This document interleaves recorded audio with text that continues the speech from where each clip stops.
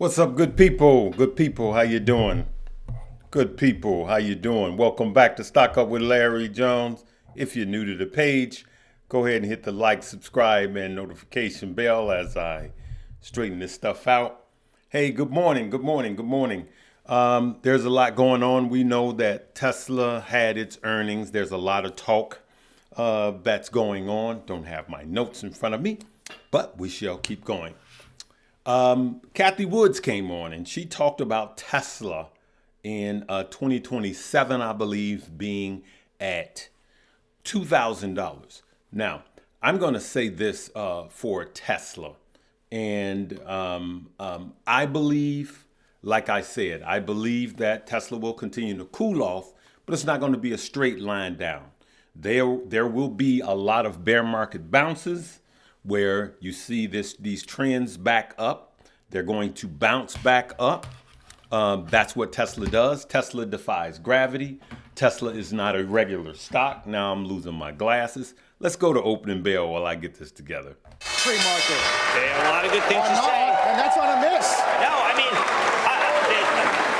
Ms. Botine, a rather remarkable person, just comes back meeting with the heads of state of wherever she goes, probably the most diplomat of people, was just saying that just not understanding why people in America think that Europe is so weak when it's not. By the way, here at the big board this morning, it is Madison Square Garden Entertainment Group. At the NASDAQ, it's LD Micro, provider of two premier. All right. So next week, we got companies like Meta and Microsoft that will be reporting. Now, let's see what these earnings are going to tell us. All right. Are they going to be good earnings or are they going to be bad earnings? Are we going to truly be in an earnings recession, meaning there's going to be compression in the earnings like Tesla had, loss of margins, that type of deal? Or is it going to be lackluster? Or is the earnings recession talk all hype or overly hyped? So far, the truth be told, it has been overly hyped because these earnings have not been that bad. Actually, people thought with Tesla it was the worst thing. It really wasn't that bad, but it was what was expected. Okay, whenever you squeeze margins, or whenever you compress margins, or you're making less profit on your products, goods and services sold, then you have to shrink your cost. And Tesla didn't do that, right? So that's why I said 4 months ago, if Tesla cuts its costs on its cars, then it has to, so that means that they have to pay less for goods and services that they purchase to manufacture the cars. They have to pay less in shipping, or they have to pay their employees less. None of that really happened, good people. And so that's what's happening right now. Hey, let's answer a few questions. I got a super chat from Samuel Sanders. Blessings and salutations, my brother. Hey, I appreciate it. Everything. Good morning. Good morning. All right. So I just wanted to give you guys a morning brief before I take a few questions. Okay. Now, let's look. This is a slow news day. Market is pretty flat. And let's see what they're talking about the Dow right now.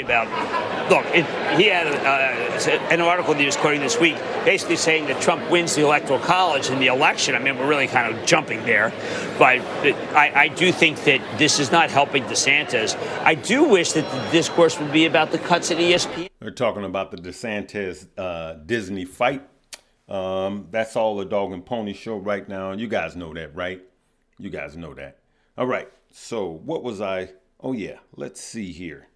Let's go to always like Moo Mornings, right? For those of you that have the Moo map, you always have this before the opening bell. And it talks about some top news stories here. We won't go over them, but here's some of the top news. Fed rethinks loophole that masks SVB losses. So those bank losses, the Fed is trying to close some more loopholes that they have for the banks. Come on, it's a joke. You guys know what's happening.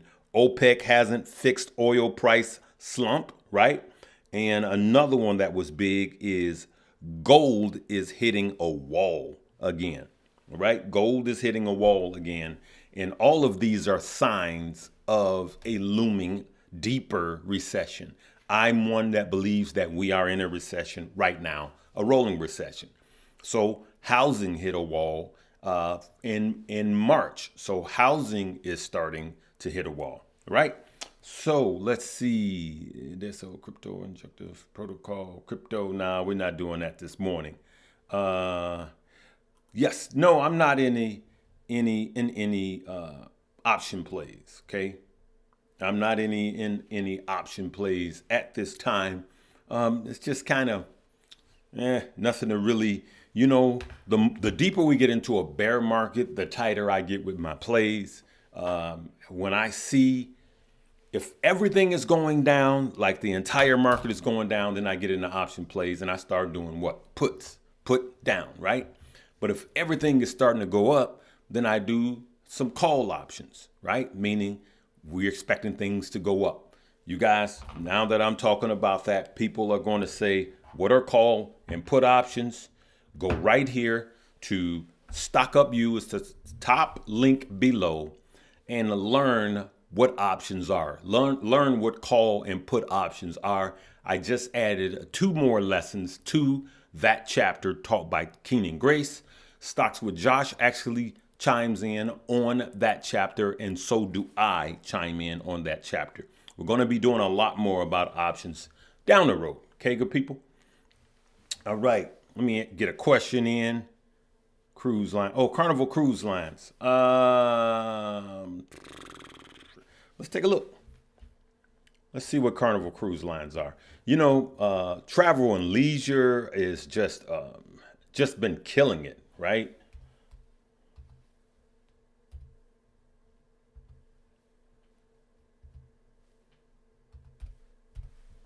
Travel and leisure has just been killing it, and I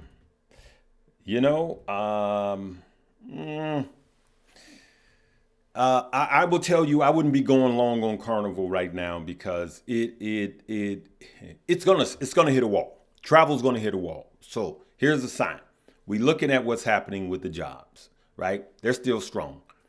The real estate, they're suffering from low, not just a slowdown in purchasing, but they just don't have enough houses on the market, right? And when it starts hitting the wall, people are going to start pulling back. The first thing that companies start pulling back on is advertisement. Then after advertisement, you guys start looking at your credit card bills, and then you go, wait a minute, I got too much on here.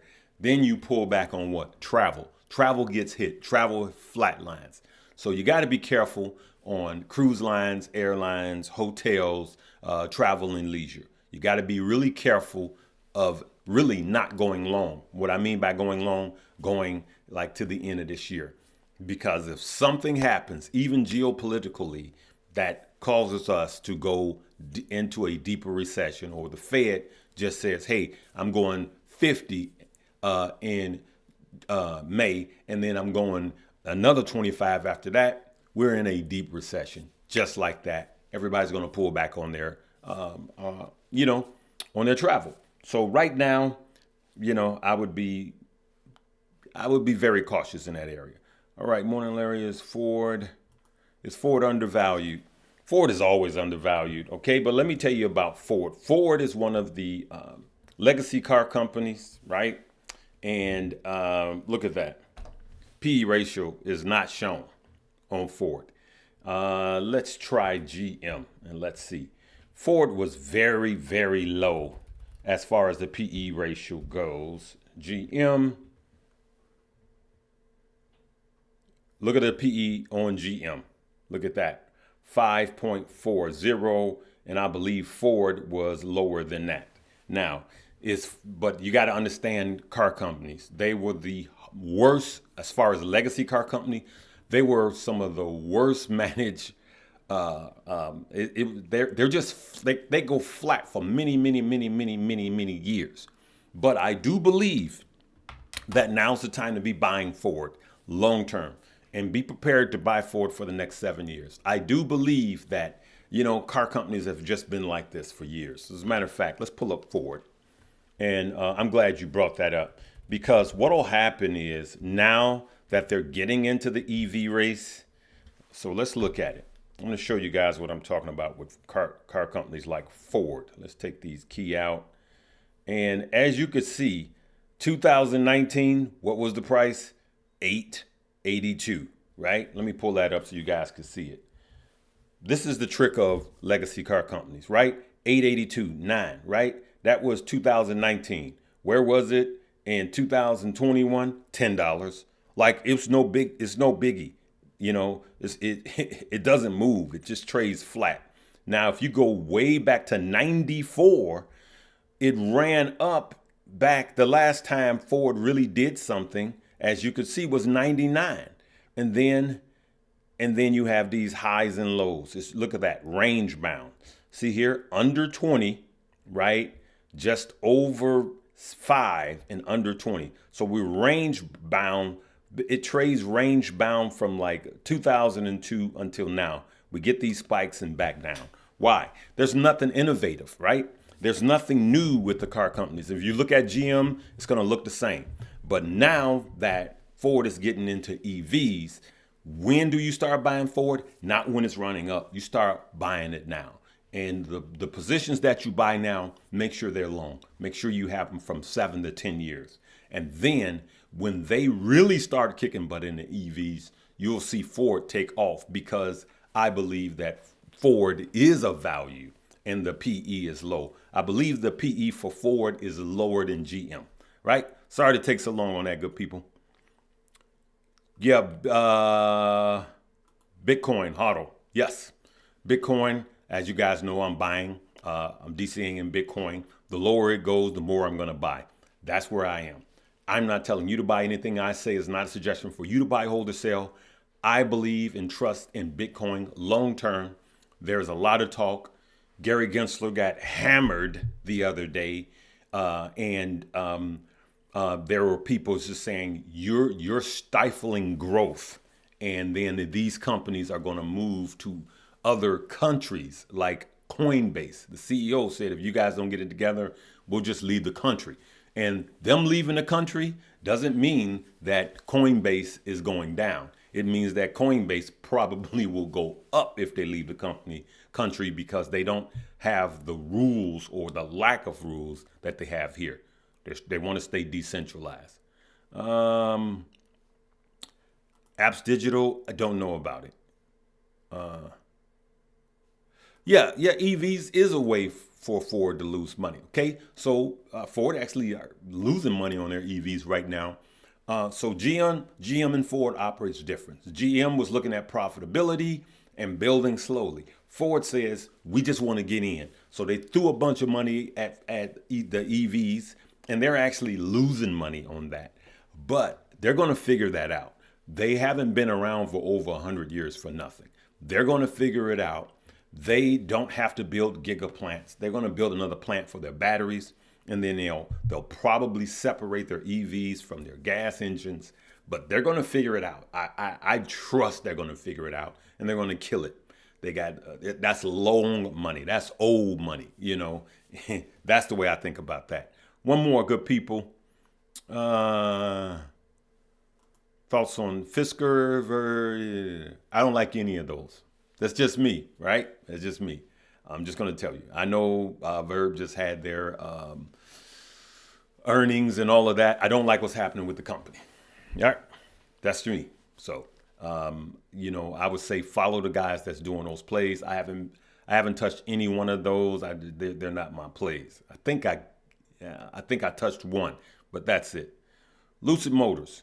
Lucid Motors will eventually make it, I believe. But Lucid Motors is going to struggle for the next 2 years.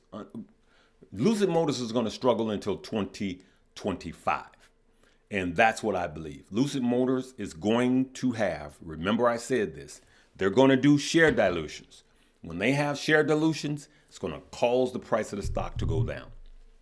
Because the biggest problem with Lucid is failure of deliveries, slow deliveries, and money. They need money. They have to build out giga plants. They are not well established like Tesla, even though the CEO came from Tesla.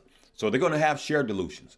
And the only time, me personally, that I would buy Lucid right now is after the announcement of a share dilution. See what the diluted share price is, and then buy it there. That's what I would do. There will be numerous share dilutions with Lucid, even though they got infusion of cash from the Saudis, right? They got billions of dollars of cash from the Saudis, right? Just to make it through this year. Okay.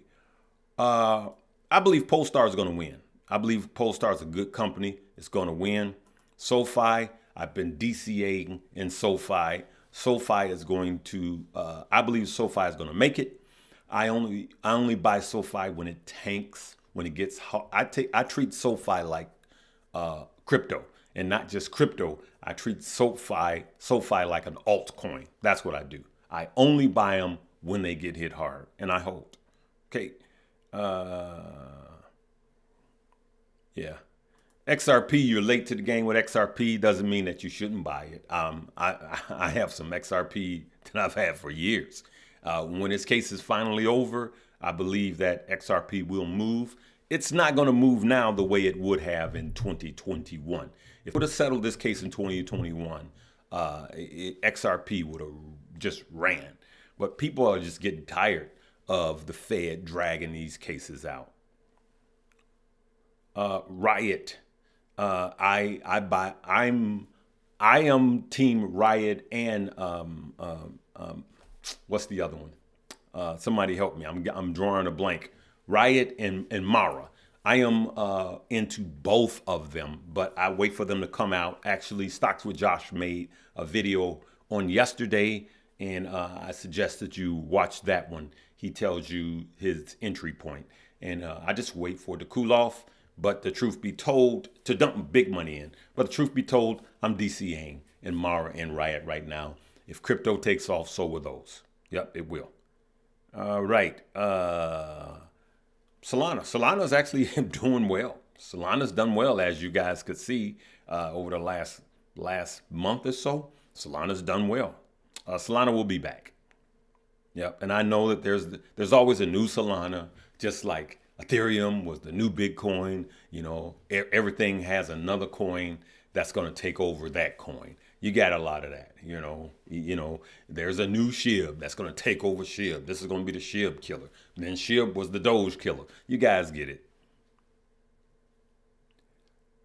Yes, thanks, David Ford. That's what I was thinking about. Mara. Yep. Riot and Mara. Thank you, guys. Meta went so far down. I believe Meta may be just okay. I got to really check and see, have Meta lowered their forward guidance? That's the only way that Meta will be okay. If they didn't lower their forward guidance, then it will probably be a miss. If they lowered their forward guidance, it could be flat to good. So check that out. Would you buy? Oh, WWE. I'm just not a fan of it. Of the WWE. I know some of you WWE people are going like, oh, how could you? It's real. Right. But entertainment is good. I just say, look at it. I actually might consider buying some because people that's in it absolutely love it. Neo, never touching it again. Matic, I'm DCAing.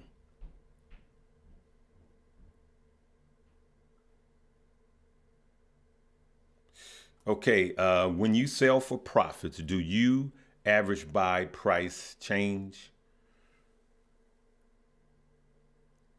When I take profits, I'm trying to really understand the question. And it could be me this morning, so it's not you. So when I take profits, this is what I do on some stock. I don't just take all profits and just sell at once, right?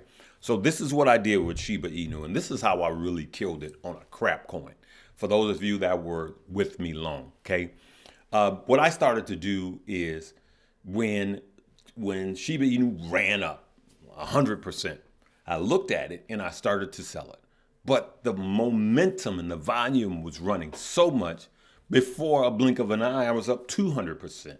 So you guys know on the front end, I put a lot in when it was low. Then what I did was I took 25% of my money out. Then it went up 300%. Then I took another, I think it was like 50%, if you guys remember. And so what happens is I DCA'd my way out as the stock was going up. So literally within a week, I believe it was, if not two, I was only playing with the house's money. So it was impossible for me to lose because I was out. My initial investment was out plus some. And so it didn't matter if it went all the way up and all the way down. The only thing I would have lost was the profits. But my initial investment, I was out. All right. Okay, good people. That's it. We're going to leave it right there, 20 minutes. Hey, I just wanted to answer some questions, get on with you guys. Hey, that's what's up, as they say. That's what's up.